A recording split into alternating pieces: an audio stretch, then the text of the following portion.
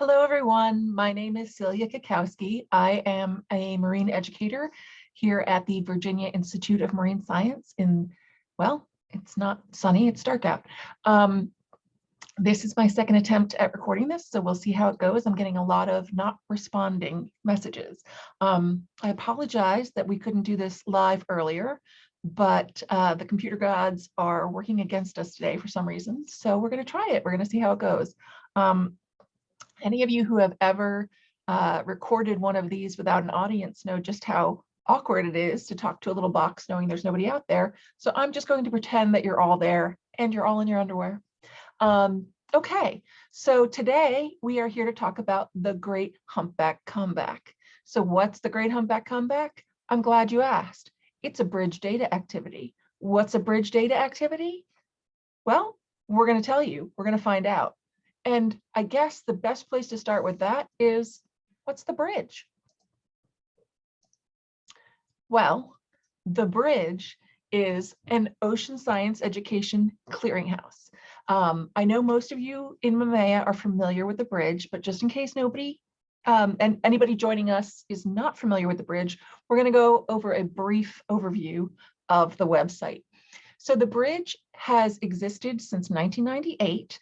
It is a collaborative between Virginia Sea Grant and the Virginia Institute of Marine Science and the National Marine Educators Association. So we are not only the official education website of Sea Grant, we are also the official education website of the National Marine Educators Association. And we're hosted right here in Virginia, which means Mamaea is our home chapter.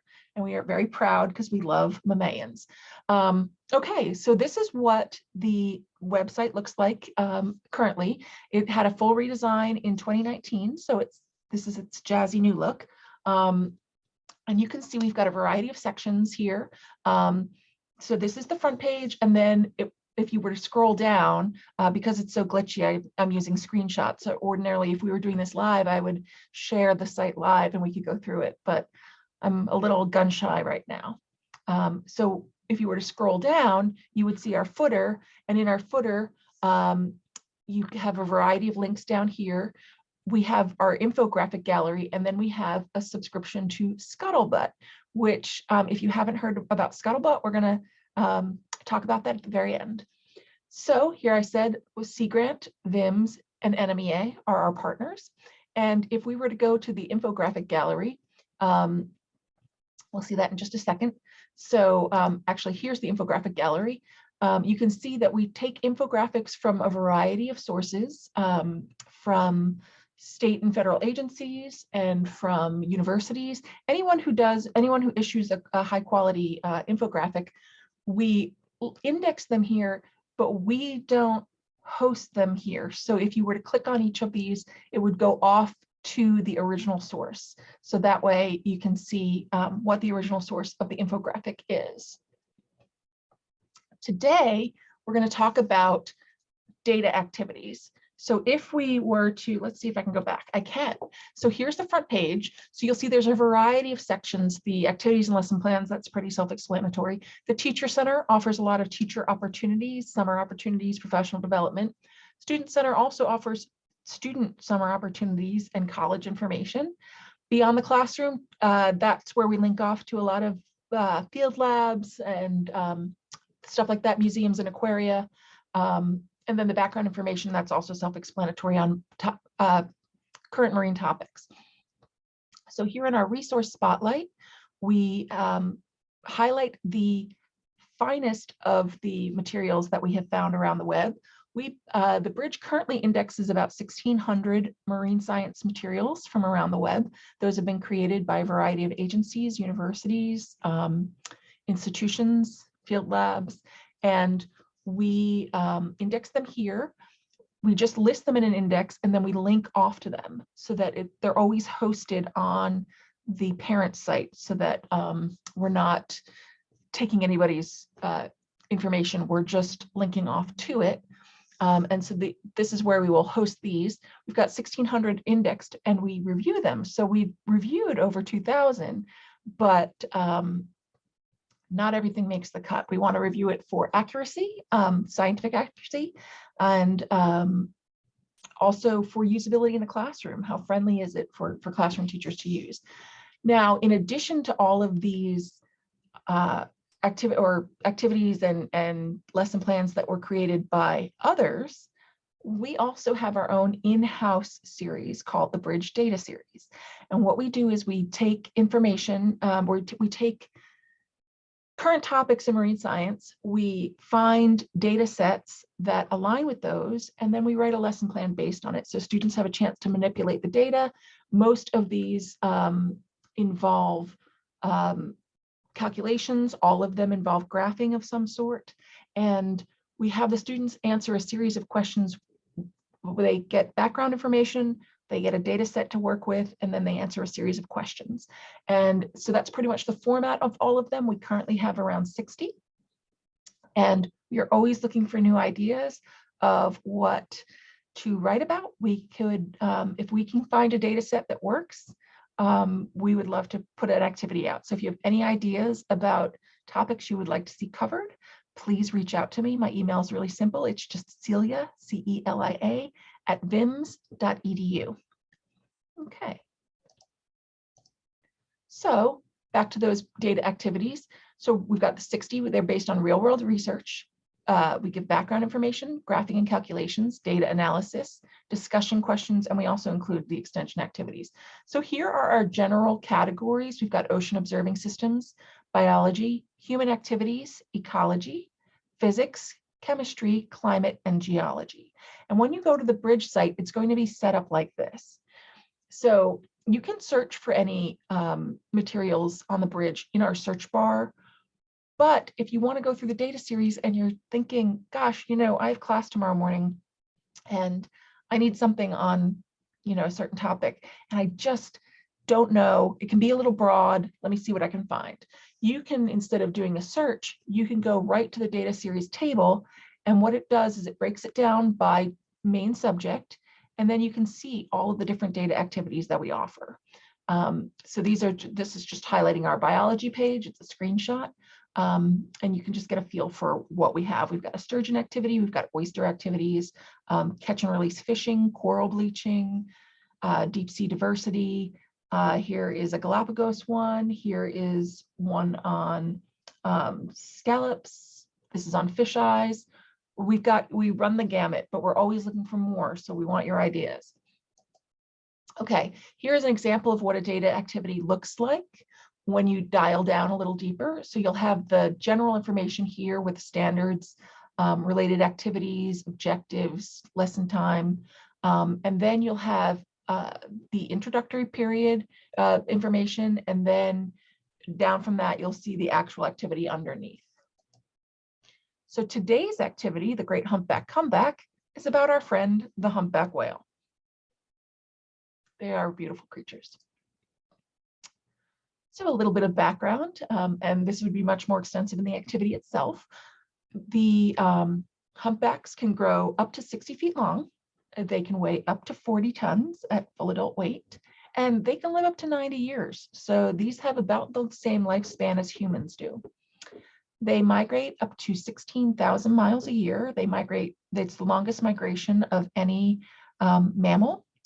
And they can do 5,000 miles at a clip. So just migrating from their feeding grounds to their birthing grounds, they can do a 5,000-mile stretch, which is pretty impressive. So they feed in polar waters and they breed in tropical waters.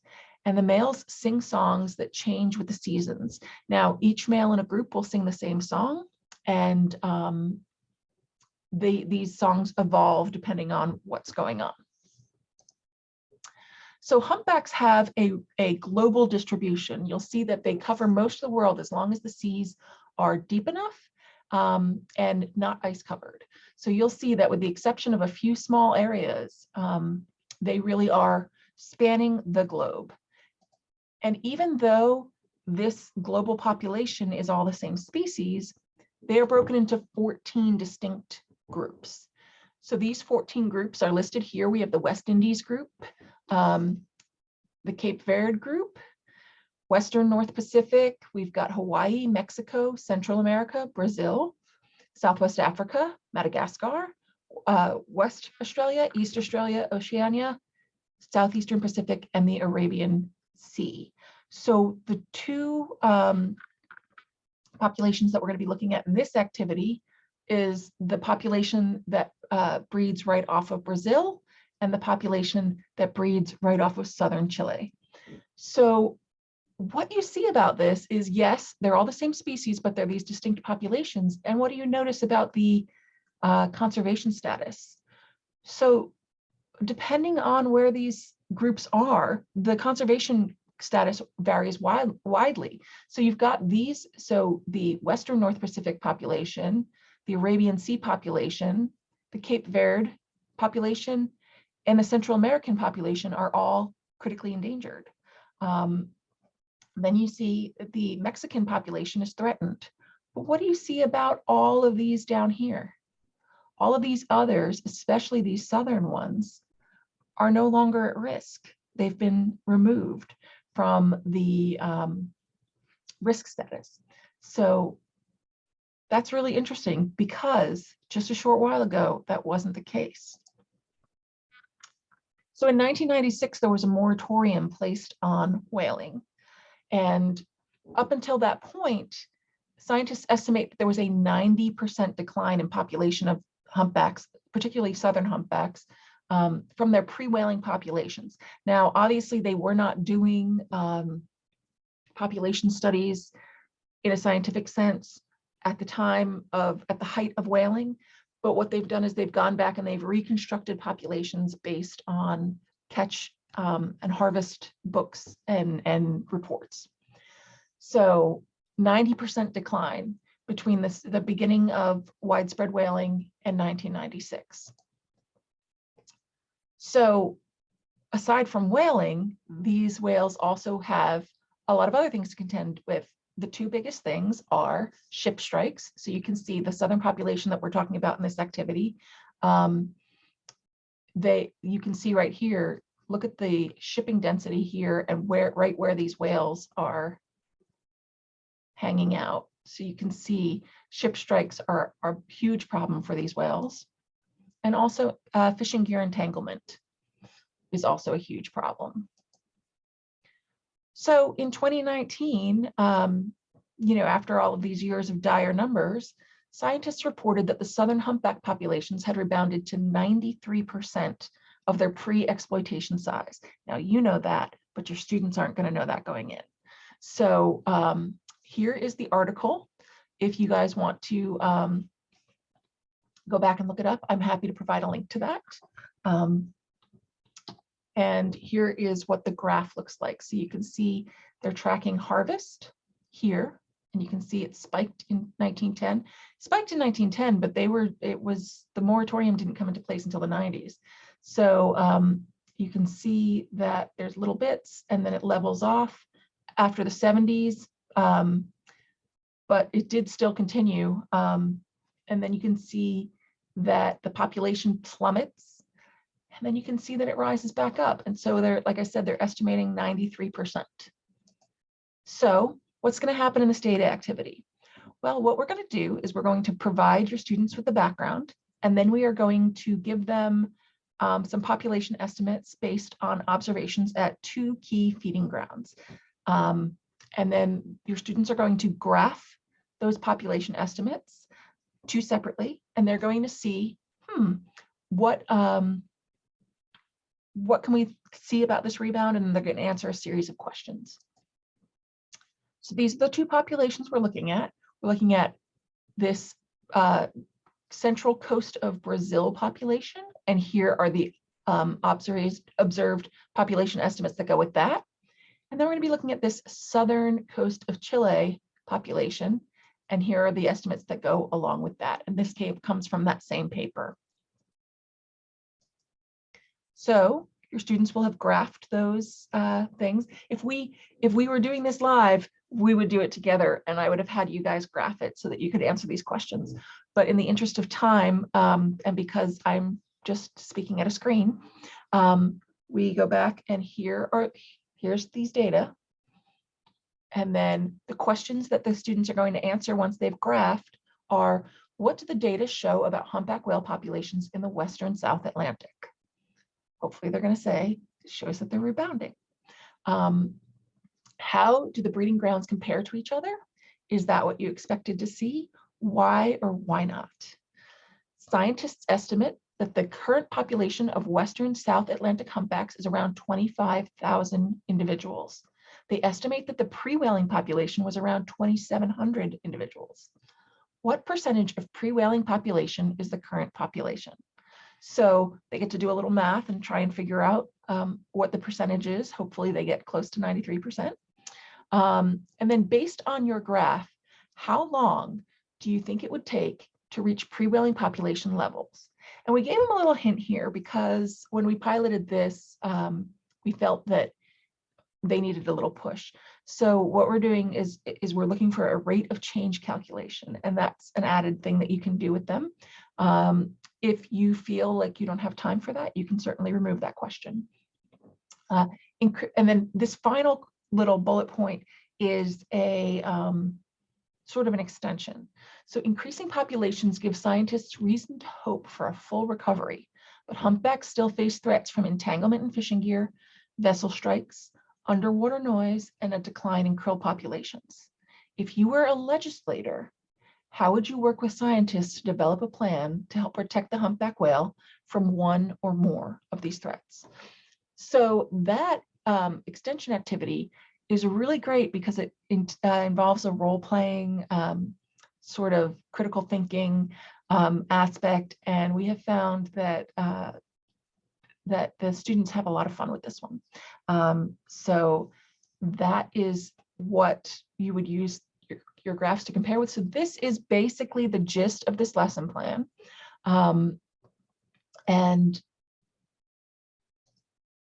we have a similar lesson plan that is also a data activity that was done a few years ago, and it's called Let's Count Humpback Whales. And so this Let's Count Humpback Whales looks at sighting data from Hawaii.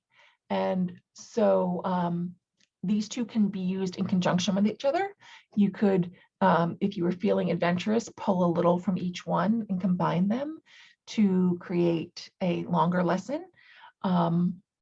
Or you can, use one with one grade level and one with another. Now, I said at the beginning of this presentation that we were going to talk at the end about Scuttlebutt. So Scuttlebutt was that sign-up form that you saw in the footer of the website. And Scuttlebutt is a marine education listserv. It is not only national, it is international.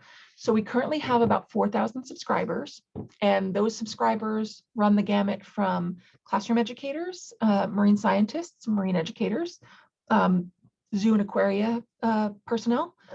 Also, a lot of scientists looking to work with educators on broader impacts, graduate students, undergraduate students. We have quite a nice mix on Scuttlebutt, and things that come across Scuttlebutt are new lesson plans that people have created. People will ask questions if they're looking for a specific lesson plan, if they found a crazy animal on the beach and they want to know what it is, if they are struggling because there is a particular topic that they just don't know what angle to approach it from. Scuttlebutt is great for that.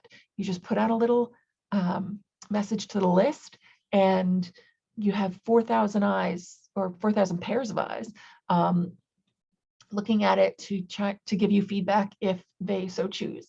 So here's an example of a lesson. It says, or I'm sorry, a Scuttlebutt post. So this one is suggestions for sampling mats underwater. Every summer, our dive team supports research in an underwater sinkhole in northwestern Lake Huron. We are always looking for more efficient ways to collect samples of the microbial mat that thrives at the bottom.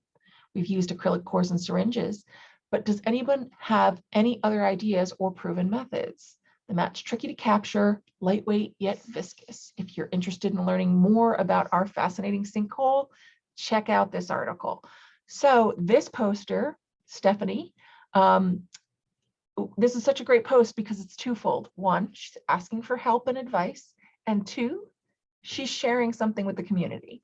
This is very typical of a Scuttlebutt post. So if you are not yet a member, I encourage you to sign up. I think that you will really enjoy it and you will get a lot out of it.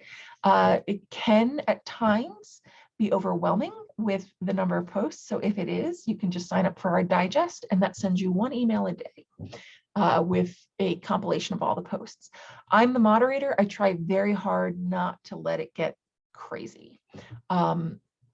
So if somebody has replied with a suggestion and then 10 more people reply with the same suggestion, only the first person makes it through. So hopefully we are able to mitigate some of the flood. There will be some days where you'll get 1 or 2 Scuttlebutt messages, but if it's a particularly active day, you may get 10 in a day. So if that would be frustrating to you, you'll want to sign up for the digest version, but it's a great resource. And we have educators all across the States and Canada. We have educators in South America, Europe, Asia, really active Australia component. So it's a great group to be a part of. Okay, that is the end of this presentation. I can't believe that there has not been, knock on wood, any technical issues in this one. And so hopefully, let's see what happens when I upload it. But again, the website for the bridge is bridgeoceaneducation.org. My name is Celia Kukowski, and my email is celia@vims.edu. If you have any thoughts or feedback on this activity, or even better, on activities you'd like to see in the future, please do reach out. I would love to hear from you. Thank you.